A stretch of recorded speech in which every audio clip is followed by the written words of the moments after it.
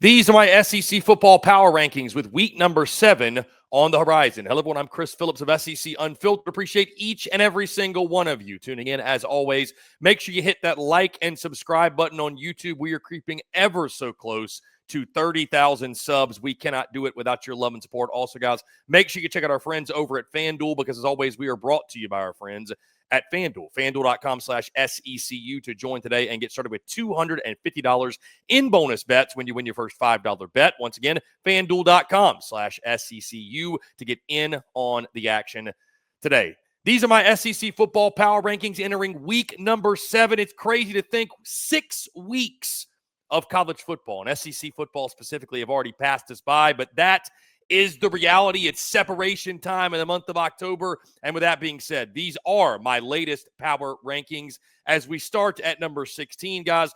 And let me say this before we start. Not a ton of movement. Obviously, only 5 games in week 6, and one of them was Oklahoma and Kent State. So not a bunch of movement here. We're going to see a lot more over the coming weeks. Like I mentioned, I think these next 3 or 4 Saturdays really you could label as their own separation Saturdays, if you will. We're going to find out in the month of October who were the contenders, who were the pretenders. But for the time being, let's dive into it. At number 16, of course, I've got the Kentucky Wildcats. Kentucky coming off of the game at Georgia disposing of them rather easily. I will say this, give Kentucky credit. They're fighting. They have not quit on Mark Stoops, which I think you can commend them for. But, guys, it's just not a good football team. It's just not a good football team, bottom line. I mean, again, you look at the game, Cutter Boldy at quarterback, really not able to do much of anything on the ground in this football game.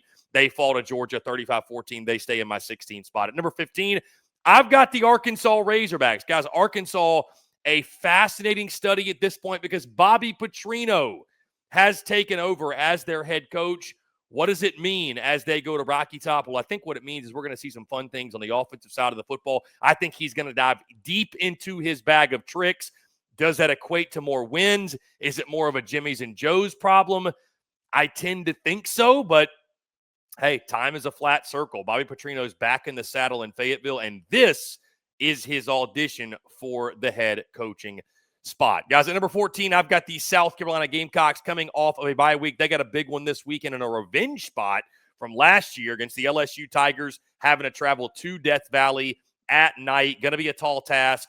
Does Mike Shula take the handcuffs off Lenora Sellers? I think that is the big question. Lenora Sellers obviously has not looked like the same player that he was a season ago. They're going to have to let him get free, get loose, because, again, he is that football team. They go as Lenora Sellers goes. If he's not playing at an elite level, they don't have much of a chance. At number 13, guys, I've got the Mississippi State Bulldogs. State going into Texas A&M over the past weekend. I had a lot of confidence they'd cover the 14.5-point spread. It then jumped up to 16.5. I felt even more confident. I think the thing that we've seen about Mississippi State over the last few weeks is that they lack depth. I mean, bottom line, this is just a team that a lot of positive strides have been made under Jeff Lebby. They really have. But they still lack depth as a whole, which, again, I don't think is all that surprising, but it's something we have found out about this team, right? You saw it against Tennessee. You really saw it against Texas A&M, and now you lose Fluff Bothwell for the season, a massive, massive loss for them at the running back position. So, again, does Mississippi State get that SEC win this season? Jeff Lebby's still looking for his first. As you look at the schedule, it's going to be tough sledding, guys. They got a bye week this week at Florida, Texas, at Arkansas, potentially Georgia, at Mizzou, and then Ole Miss in the Egg Bowl. Can they get one? They need 2 to get to a bowl game. I think even getting 1 at this point would be a success. At number 12, guys, I've got the Auburn Tigers. Auburn hosting Georgia this weekend at home at night, coming off the bye week, sitting at 3-2. 2 straight losses. Oklahoma and Texas A&M. This kind of feels like shit or get off the pot for Hugh Freeze. Pardon my French. But this feels like now or never, right? I mean, I just think this is the fork in the road game for Auburn. Your season's going to go one of 2 ways. And I know it's a tall ask. You're saying, like, man, putting that type of pressure on the Georgia game. Yeah, you kind of have to because you've lost 2 straight games, and now it kind of all comes down to this. So you've got your rival on your home field at night. If you can pull the upset, get to 4-2, then you got Missouri at home the following week. Auburn fans feel like they should win that game. If you won that one sitting at 5-2 with the back half of your schedule setting up well, you'd have a chance, I think, going into November, be in the college football playoff conversations. You lose this one to Georgia, and especially if it's not competitive, there's going to be a lot of talks of, hey, Hugh Freeze, you're the next head coach to get fired in the SEC. Number 11, guys, I got the Texas Longhorns. Texas slides down after losing to the Gators in the Swamp. Of course, the game that we were at this past weekend. Guys, Texas is just not a good football team right now offensively. I think defensively, obviously, they're doing everything they can. It's still, I think, one of the best defenses in the conference, but that gets overshadowed when you're as porous as they are on the offensive side. Arch Manning's not very good. And listen, I'm not one of these people. We've seen all the articles this week about he's a bust, he's a flop, he's this, he's that. I think he's just a young player, and I think there's a lot of other things wrong with the offense. The offensive line's terrible. What do you give up? 6 sacks in that game to Florida? You don't have any game breakers at wide receiver. You've been banged up at the running back position. And then you're putting it all on Arch Manning, who's still a young player himself, and you're asking so much of him. But they're not doing anything well right now. I don't know who Texas could beat in this league. Very few teams, I'll say that. You got the Red River Shootout this weekend. Where we will be this weekend. And I know a lot of you Texas fans are blaming me for your losses. Hey, don't blame me that you can't beat a Power 4 opponent right now. It's not my fault I went to Ohio State in the Swamp. We'll see what happens this weekend. But either way, something's got to give offensively, or you're staring. I mean, you are staring 6-6 or 7-5 right in the face. If you don't get any better offensively, if you don't get any better in the line of scrimmage, you are staring 6-6 or 7-5 right in the face. Is this team going to make the playoff? I think those dreams are long gone. I think at this point, fighting for an 8-4 or a 9-3 finish, just like a respectable finish comparatively to your expectations you had in the preseason, that's probably all you're playing for at this point, because you look at the rest of the way out. I mean, Oklahoma, at Kentucky be manageable, at Mississippi State manageable. You still got to play Vandy. You got to go to Georgia. You got to play A&M. I don't see you walking the tightrope of going undefeated. Certainly, though, if the offense doesn't get fixed, like I said, you might be trying to just fight for a decent bowl game at this point. Number 10, I've got the Florida Gators. Guys, Florida jumps up ahead of Texas, obviously, after beating them head-to-head. I still don't trust Billy Napier and what this Gators team is. I think they will come crashing back down to earth this weekend against Texas A&M, admittedly. But what's so frustrating is this past weekend against Texas proved to you, we've known the entire season, this team has talent. This team has a lot of talent, right? DJ Lagway throwing for about 300 yards. Dallas Wilson breaking out. Jaden Ball at the running back position. They had a couple preseason all-conference offensive linemen for a reason. You saw them burst out. Defensively, you've got some dudes on that side.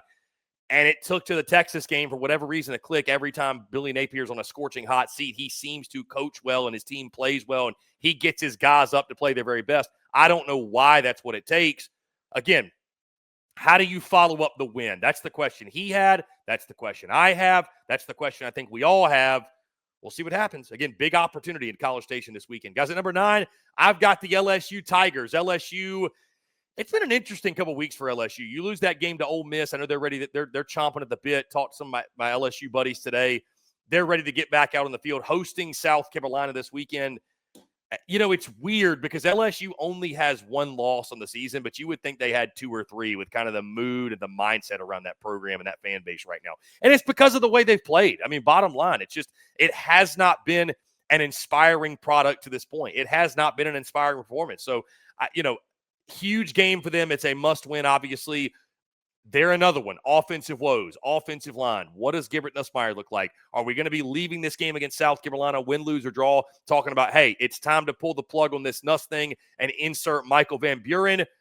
What's the storyline going to be? How it looks is just as important, if not more important, than what happens in regards to win or loss. At number 8, I've got the Vanderbilt Commodores. Guys, Vandy coming off of the disappointing loss in Tuscaloosa. I didn't bump Vandy down a ton, though, because I just think you got to give a lot of respect to Alabama. Alabama is one of the best teams in college football right now. They are playing like it. They have improved every single week since the Florida State game. And, guys, I think it's a tip of the cap to Vandy to say the fact, like, they didn't play well at all, had a couple costly turnovers in the red zone, and that was still a ball game late in that game. Obviously, Bama scores late. They pull away. Unfortunately, they cost us money because we had the plus 10.5, and they, of course, have to cover with like 20 seconds left for whatever reason. But, I think it's credit to Vandy to say this is a good team. Vandy's got to play a certain style of football. Now, they don't have probably as much leeway, and the path to victory isn't – it's a little bit more narrow than some other teams out there, but this is a good football team. So, Vandy with the bye week, huge opportunity next weekend against LSU at home in Nashville to bounce back and get a signature win.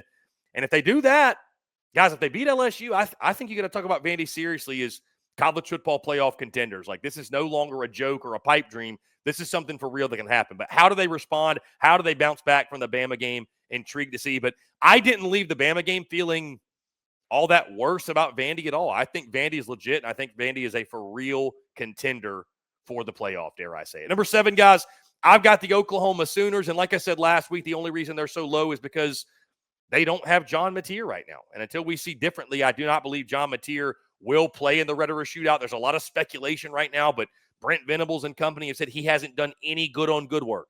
He hasn't, which means he hasn't had any meaningful snaps in practice. Here's the thing. If he's 100% truly, genuinely, and can go, then praise Dr. Shin and let him run out there and go. If he's anything less than 100%, you do not risk the rest of your season and his career to win one game as badly as you want to beat Texas. And here's the thing. You may not need him. And I picked Oklahoma despite no matter what if John Mateer plays. I don't even think it matters at this point. I think your defense can do enough to win you this football game, and I think Ben Arbuckle can get creative enough, just enough, because I don't think Michael Hawkins Jr. is very good, to be honest with you. But I think Ben Arbuckle could get just creative enough, right, to win this game and win the Red River Shootout. That's how bad Texas has been. It's going to be a rock fight. It's going to be physical, but you don't rush John Mateer back. But this team is not the same team without him. But I still think you can beat Texas without him. Going to be fascinating to see the gamesmanship leading into this Saturday and just see, does John Mateer dress out? Does he warm up? Does he see limited snaps? Does he play the entire game? It's going to be wild to see. Guys, at number 6, I've got the Missouri Tigers, MIZ, looking for RESPECT this weekend against Alabama from a national perspective. Because I think people still look at Mizzou and they say, okay, you're undefeated. Your best wins over South Carolina and Kansas. Whoop-de-doo. Big deal. This is your opportunity to gain respect on a national level and tell the SEC, hey, we are for real and we are here. And we are a contender for much more than just going 9-3 like last year and being forgotten about and having a 10-win season that nobody's fired up about. No, we're contenders to go to Atlanta. We're contenders to go to the college football playoff. Huge game for Bo Prabula. Huge game for Ahmad Hardy, who's been fantastic and is the best running back in the conference right now. Huge game for Eli Drinkwitz. Just huge game for Mizzou as a whole. That game against Bama is going to be absolutely electric. The only travesty, it's an 11 a.m. kickoff. At number 5, I've got the Tennessee Vols. The Volunteers host Bobby Petrino and the Arkansas Razorbacks, like I talked about earlier, guys. Tennessee coming off the bye. The good news is just the game's at home. So, like, this could be a tricky game. It is a revenge spot because of what happened last year. How much does that play into it? I don't exactly know. Probably not a ton. Listen, nobody's been able to stop Tennessee's offense. They've scored 41 or more points in every single game. I don't see Arkansas's defense being that defense to slow them down. So I'm expecting more fireworks. We'll see how Tennessee looks coming out of the bye week. You would think refreshed, recharged. We will only see the best version of the Vols this weekend. And again, this is another one, guys. Like Tennessee sitting here with just one loss, squarely in the race for the playoff. They're not quite as talked about as much as some others. I don't know why. It's like people are kind of waiting for that signature moment. Not necessarily it won't happen this weekend, but I tell you, you got this Arkansas game, then you go to Bama next weekend. So this game is big. You got to focus on this one and lock in, but you're also setting the tone for what's to come, including that third Saturday in October. Guys, at number 4, I've got the Georgia Bulldogs. Georgia coming off the win over Kentucky. Obviously, we talked last week. They were coming off that loss to Alabama, which slid them down. Guys, I very well could see it being Georgia-Alabama in the SEC title. Like, it will not shock me at all if we get a rematch of those two teams. The thing for Georgia is this, as they go into Auburn, he's done it once, but if they've got to ask Gunnar Stockton again to go win a game for him, can he do it? You know, I think fans at times the quarterback play is a little bit uninspiring from Gunnar Stockton. The good news is the running game has really come along. Chauncey Bowens looks awesome, and I think as long as Georgia can run the football, they're going to be fine. The defense is playing at a high level. This game against Auburn, though, is going to be fascinating. I do think so, because the crowd, the energy, the emotion. Knoxville was great. Jordan-Hare will be equal that, if not even superior to that from an atmosphere standpoint. But Gunnar Stockton did show he was prepared for it the first go-around. Still, big-time rivalry game. Georgia's got these historically long win streaks against all their rivals. Is this the year one of them gets snapped? This is a candidate for that to happen. At number 3, guys, I've got the Alabama Crimson Tide. Bama traveling to Mizzou, trying to keep the good times rolling. Again, they have built momentum in a big way since that first game against Florida State. Ty Simpson is playing like a Heisman Trophy winner. Hey, humble brag that I've got a Heisman Trophy ticket still on Ty Simpson. They're playing an elite level. The return of Jam Miller has been very, very underrated, I think, guys. Bama looks good. They look exactly like we thought they were going to look in the preseason. I do expect them to go into Como and get the win. But, yeah, tricky spot. But I will say these are the games that Kalen DeBoer gets his team up for, ranked on ranked, big-time matchup. And also, too, guys, hey, don't worry. He's wearing the black hoodie. He has confirmed that this week. So, no need to fear. Black hoodie Kalen is here. Guys, at number 2, I've got the Texas A&M Aggies. Again, no movement in the top 6 guys from last week because everybody either won or did not play. A&M disposing of Mississippi State, ho-hum. I mean, guys, the fact, I don't care who it is, by the way, when you can go run for 300 yards against an SEC opponent, yeah, you for real. yeah, you're a problem. The thing with A&M is they can beat you multiple ways. And I don't even think Marcel Reed's played his best football yet, which is scary to think about where they sit and that fact. And I think that fact is indeed a fact. I mean, they've got big-time playmakers on the outside. They got a big physical veteran offensive line. They've got probably the best running back room in the conference, if not the country. They've got a defense led by Mike Elko. They're complete, man. They're complete. And I know every week we're waiting on the other shoe to drop. I totally get it. Like, oh, is this the week A&M messes it up? But if they do, it's got to be by their own hand because they've got the dudes, man. They've got the dudes to make a run. They've got the dudes to make it to Atlanta. We'll see if they can finish it. But big one this weekend, by the way, against Florida. Big one this weekend. Talented Gators team. How do they respond off the Texas win? But A&M, big spot. Big spot for the Aggies. Certainly a game I think they can win. At number 1, guys, they did not move at all. I've got the Ole Miss Rebels. And Ole Miss with a ho-hum. They got the ho-hum game of the weekend. Ole Miss, Washington State. Interesting middle of the season non-conference showdown. Ole Miss obviously jumped into our 1 spot after they beat LSU. Did not play, so of course they were going to stay in that 1 spot.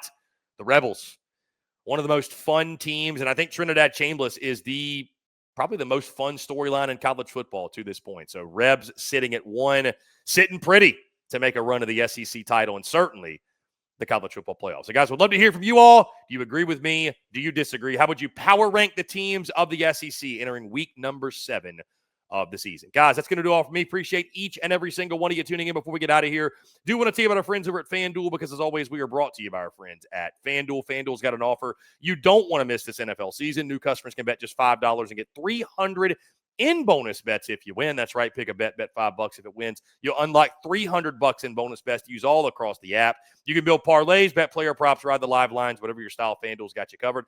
The NFL season's here. The only question is, are you ready to play? Visit FanDuel.com/SECU to download the FanDuel app today and get started. Once again, FanDuel.com/SECU to get in on the action today. Guys, once again, we appreciate each and every single one of you tuning in. As always, make sure you hit that like and subscribe button. We're on the race to 30,000 subs. We can't do it without your love and support, guys. Also, make sure you check us out across all social media platforms, wherever you get your podcasts, and, of course, our website, secunfiltered.com. Until next time, I'm Chris Phillips of SEC Unfiltered. Appreciate each and every single one of you tuning in, and we will catch you all on the other side.